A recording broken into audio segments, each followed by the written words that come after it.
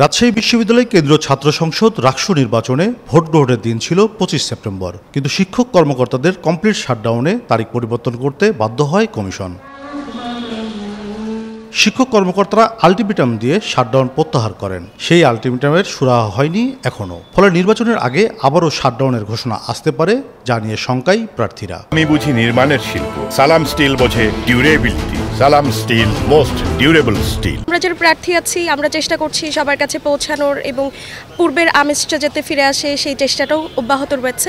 আমরা এখনও শঙ্কিত যে শিক্ষক কর্মকর্তারা আবার শাটডাউন কর্মসূচিতে যাবে কিনা এবং রাকসুকে জিম্মি করে তারা নিজেদের যে অযৌক্তিক দাবি আছে সেটা আবার বিশ্ববিদ্যালয় প্রশাসন থেকে আদায় করবে। তবে আমরা বিশ্ববিদ্যালয় প্রশাসনকে বলতে চাই যে কোনো মূল্যে 16 অক্টোবরে সুষ্ঠু নির্বাচন দিতে হবে, তা না হলে শিক্ষার্থীরা এটি কোনোভাবে মানবে না। আমাদের প্রথম গুরুত্ব দেওয়া উচিত রাকসু নির্বাচনটা, সিনেট প্রতিনিধি নির্বাচনটা যেন অংশগ্রহণমূলক হয় এবং এর মাধ্যমে যে প্রতিনিধিরা নির্বাচিত হচ্ছে তাদের অংশগ্রহণের মাধ্যমে সিদ্ধান্তটা আসুক যে পোষ্যকোটা আদৌ থাকবে কি থাকবে না। প্রাতিষ্ঠানিক সুবিধার নামে পোষ্যকোটা পুনর্বহাল ও উপ-উপাচার্যকে লাঞ্ছিতের সঙ্গে জড়িতদের শাস্তির দাবি পূরণ না হলে আবারও আন্দোলনের হুঁশিয়ারি শিক্ষক কর্মকর্তাদের।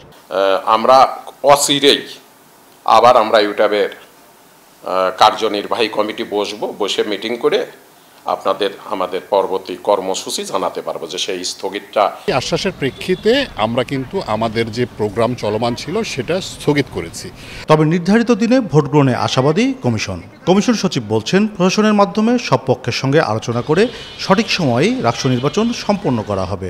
অন্তত রাকসু নির্বাচনের আগে কোনো ধরনের কর্মসূচি দিয়ে তারা শিক্ষার্থীদের বিপরীতে যাবেন না, এমনটি আমরা প্রত্যাশা করি। তবে শঙ্কা কাটিয়ে 16 অক্টোবর হবে রাকসু ভোট, এমন প্রত্যাশা প্রার্থী, শিক্ষক ও শিক্ষার্থীদের। কাজী শাহেদ, দেশ টিভি, রাজশাহী।